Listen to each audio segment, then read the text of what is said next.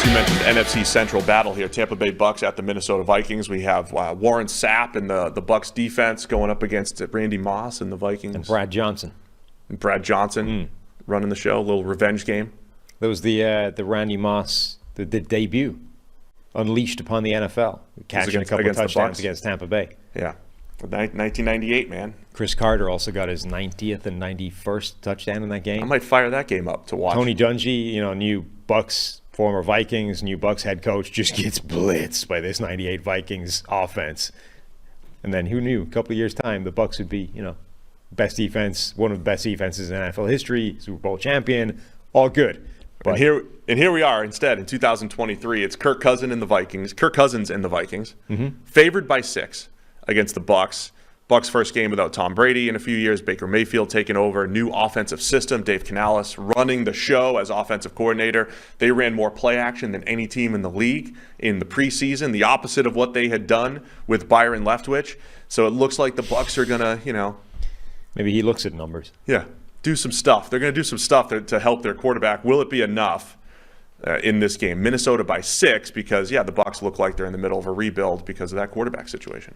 Yeah. Reasonably so. I mean, obviously anytime you're dealing with a Baker Mayfield team, there's a massive stretch of variance with what you're going to get there. We know Baker's capable of good play. We haven't necessarily seen it for a while. He's also capable of some pretty ugly play. And if that happens, the offense is in trouble. Minnesota's defense, I think, is going to be I think it's the thing to watch, really. Like, we're all focusing on the offense because it's actually good, but the fact that the defense is so wildly unknown to me is the more interesting aspect of that. Like, you're dealing with, Donnell Hunter's back, Marcus Davenport is there that they brought in that sort of one-year prove-it deal. The interior is not particularly strong looking. The cornerback situation, Byron Murphy they bring over in free agency, Mekhi Blackmon, the rookie, Caleb Evans has sort of overcome Andrew Booth to be the other the starter. The safeties, Kwesi's first 2 draft picks, Andrew Booth Jr. and Lewis Seen, neither of them are starting at the moment. And if anything, they're heading in the wrong direction on the depth chart. And then you've got Ivan Pace Jr. potentially starting, anchoring the middle of the defense at linebacker. Like, this is a fascinating group with a new scheme and new defensive coordinator and Brian Flores and all that kind of stuff. So, the offense is interesting because it's actually good. There's some decent players there, and we know, broadly speaking, what to expect. But I think the defense is actually the thing to watch. Like, how is this group going to work, and what's it going to look like? The football nerd in me is really interested in the Vikings defense because of a lot of things you said. The youth, the unknowns, and the usage pattern.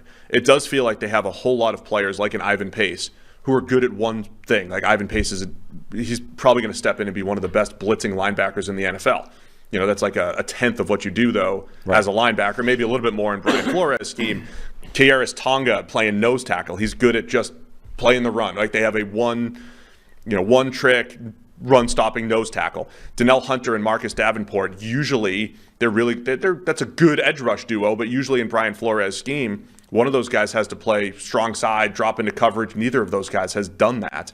And then Flores' scheme plays a lot of man coverage. And same thing I said about the Colts corners. The outside corners for the Vikings have zero experience or zero track record of NFL success historically.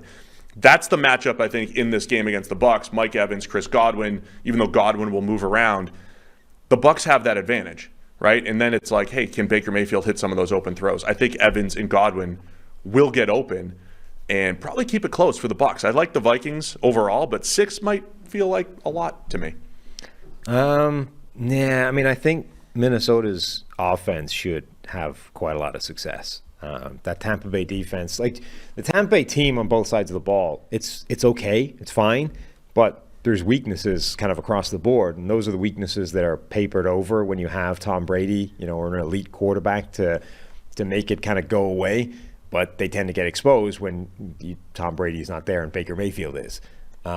So I think Minnesota's offense probably rolls, and then I kind of like the Vikings defense to be able to keep it just close enough, or Mayfield to just turn it over a few times, and that's how Minnesota rolls. I mentioned the X's and O's part of it too. The Vikings team building strategy. They just paid T.J. Hawkinson at tight end, massive contract. in this offseason, they paid Josh Oliver, a backup tight end, $7 million a year for a couple of years here. Oliver's a very good run blocker. Hawkinson, more of the receiver. Want to see how they use those guys tactically. But again, I think the reason why I'm high on the Vikings is because of that offense. Justin Jefferson looks like the best receiver in the league. Once again, Cousins is good. And look, I like the Vikings to win. I think the Bucks are going to be a little feisty this year. Feisty. Yeah.